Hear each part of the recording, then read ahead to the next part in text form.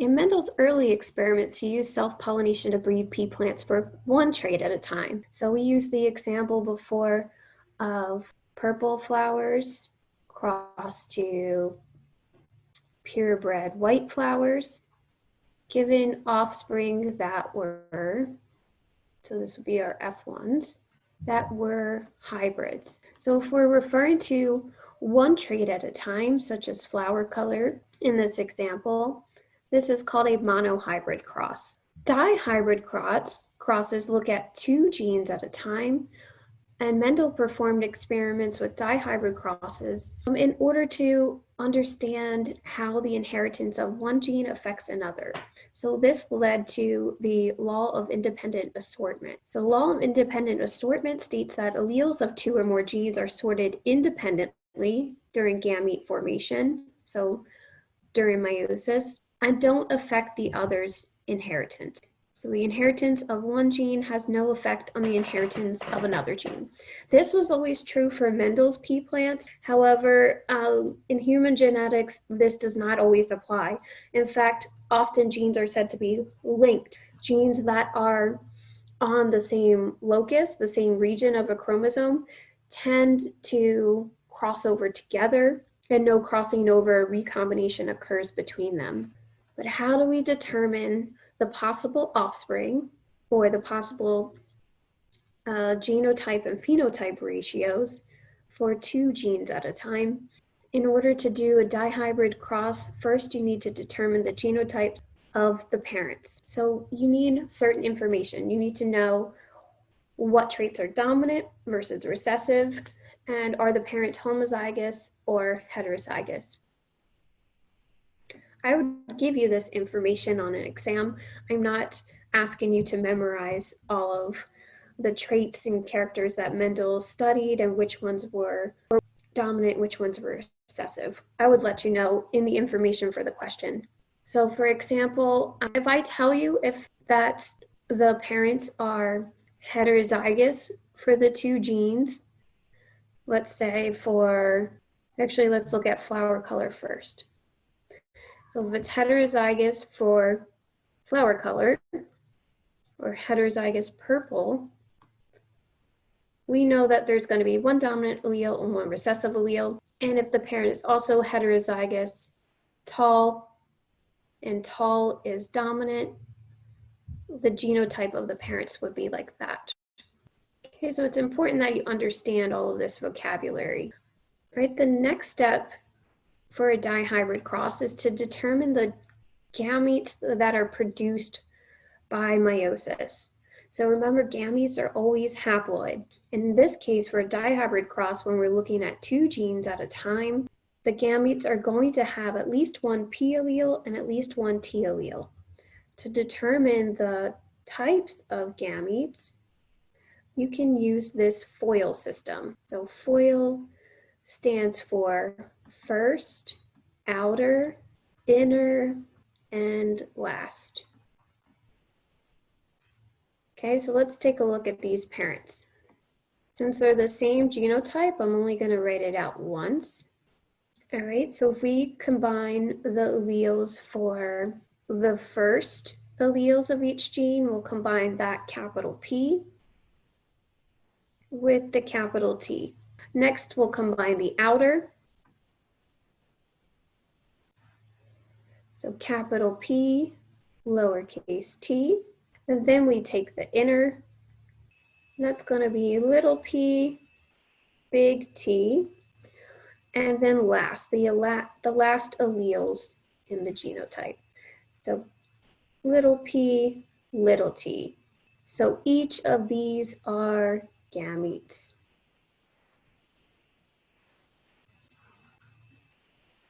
They are haploid. They have one allele for the two genes. Next, you need to write the gametes for one parent down the side of the Punnett square. So we had big P, big T, big P, little t, little p, big T, and little p, little t. And then you write the gametes for the other parent at the top. So since that parent's the same genotype, I'm going to write the same thing. And then you fill in your squares, combining the alleles for the flower color first. So big P, right, from those two P's. And next, combine the alleles for the height character, right? Do the same thing again. Big P, big T, little t. Big P, little p, big T, big T. Big P, little p, big T, little t. So you'll notice that I always write the dominant allele first if it's a heterozygous genotype.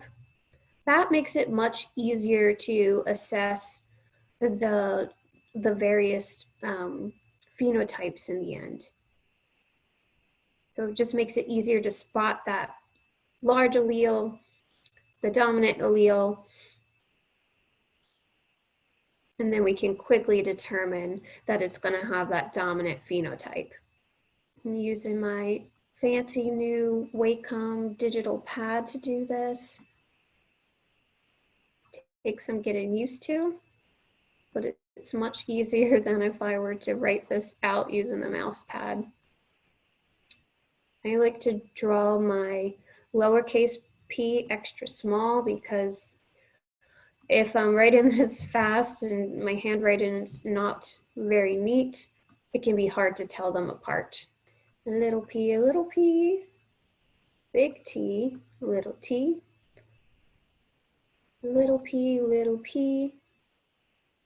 t, little t. Okay, so that's all of our genotypes. All right, so next you're going to determine the ratios of genotypes and phenotypes.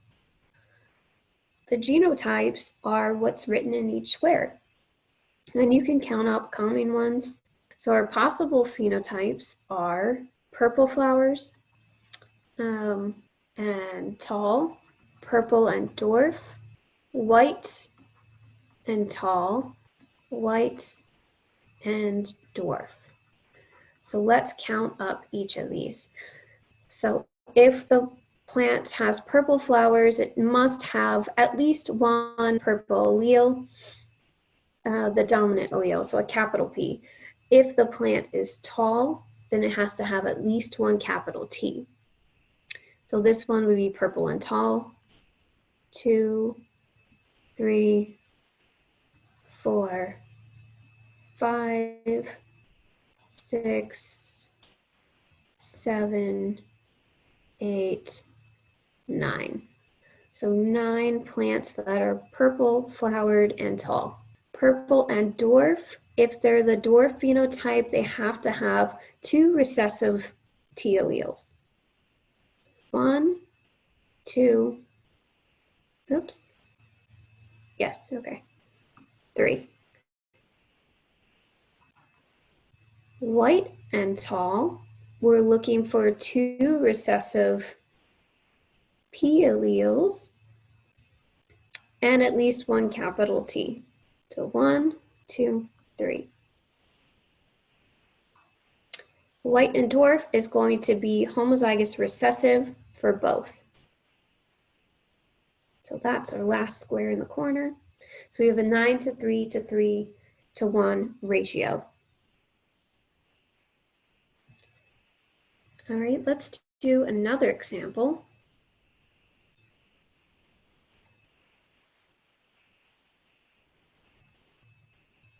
Let's see if I can get rid of this box, or I'll just type it in.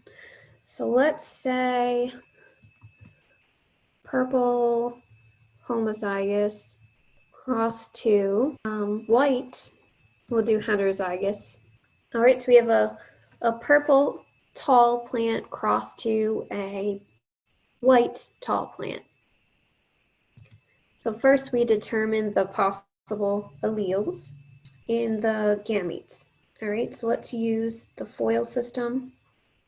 So first, outer, inner, and last. And this parent, the possible gametes are going to be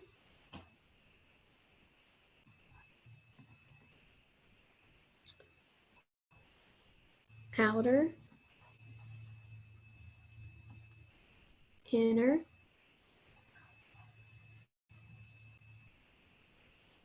and last. Sorry, I'm not good at drawing straight lines. Now, I'll tell you that there's a shortcut for this. You don't necessarily need to fill out all 16 squares. Because if you look at the ratio of gametes for each parent, we have capital P, capital T, capital P, lowercase t, capital P, capital T, capital P, capital T. So we have 50% that are dominant for the alleles for both genes, and we have 50% that are dominant for the purple genotype and recessive for height.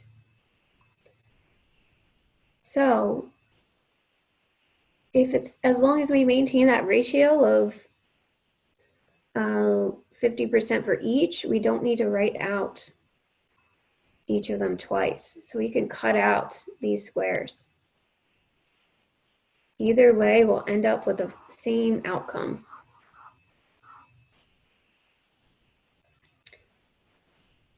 All right, now the same thing for this parent. We have the same alleles repeated. So we don't need to write this out twice. So that makes our Punnett square much smaller. It's not always the case that you need 16 squares for a dihybrid cross. All right, so big P, little p.